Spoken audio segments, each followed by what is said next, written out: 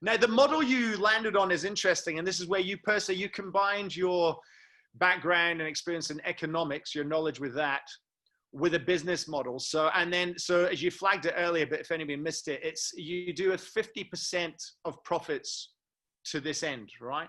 But how long did it take you? Like, what's the challenges in, like, how'd you land up on that process, the model? What's the challenges with the model as well itself? Yeah, I think, when we first started, the original idea was actually to have a non-profit toilet paper company. So everything that was generated as profit would be donated. And we won a spot to go to a social business incubator in Boulder, Colorado. And while we were there, a lot of the mentors really challenged us on that and said, how are you going to grow this business if you are donating 100% of your profits? And so we kind of came to the conclusion that we thought we could have more impact by donating half of our profits, because it would enable us to grow the business faster and ultimately be more than twice as big. So the donations would end up, the total donation would end up being bigger. And so that was when we decided to make that shift. And I think we've sort of really seen that play out, where we've been able to maintain incredibly strong growth rates, doubling or tripling the business every year since founding, and being able to self-fund the business using the other 50% of profits to reinvest back into the business to ultimately fuel our growth. And so that's kind of, I guess the story behind that.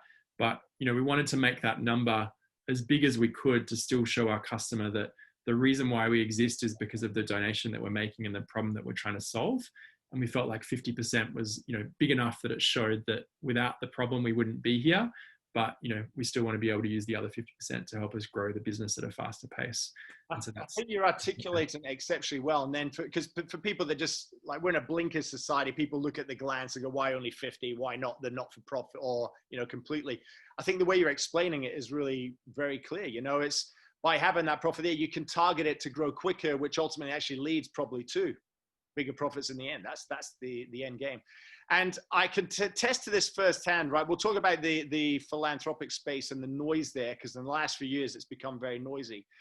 Before we do, you started by setting up a crowdfunding page, right? If I've looked and read that right. And what would be your tips around that? Like, for people, because there's many people trying to do the same. What would be your tips around how do you do that in a way that actually gets attention and gets traction? That's a great question. I think the trick of kind of crowdfunding campaigns are really getting people to tell other people about what you're doing.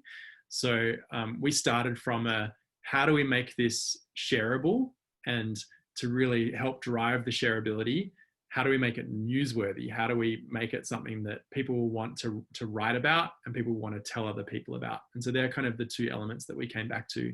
So we realized we were selling toilet paper, probably the most boring product in the world. It's not very newsworthy. It's not very shareable.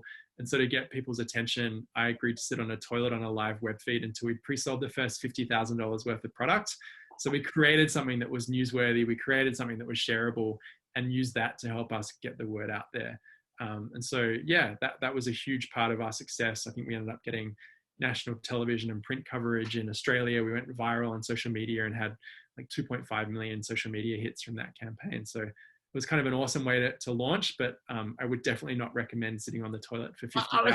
It was an awesome way, but you would have had the red marks on the legs by the time you hit the 50,000 maybe, or maybe not. I'm not sure, mate. Yeah, so that part less awesome. I think we thought it would take a little bit longer than what it actually ended up doing. It's interesting, and I can pay you a really nice compliment here, because when I was writing the book, I've done a lot of research and background, and part of that, obviously, if we're talking about value, in particular in a social philanthropic sense, was understanding that space. And the reason I said it's noisy, in the last 2 decades, it's become exceptionally noisy with so many people. It used to be less organizations doing things and people would support the existing ones. Now there's so many created, there's thousands created all the time, and then some dropping off that list. And then the mechanisms also, because of digital, the mechanisms with which people are made aware of those organizations is so noisy too. So it really can be a very difficult space to gain attention, even for the most worthy of causes. It makes sense, I'm sure. So that's why I was curious to talk to you a bit about that. Well, which sites would you now potentially consider? You used Indiegogo was the one you used, right? But which sites do you think are the ones that really stand out, or the ones that can make it shareable, newsworthy, and all the rest of it? Yeah, I don't think it's so much about the site as the campaign. So, figuring out how you tell your story in a way that other people want to tell other people about it. So I think, yeah, the sort of core sites I'd look at are like Kickstarter, Indiegogo, and in Australia, Possible as well.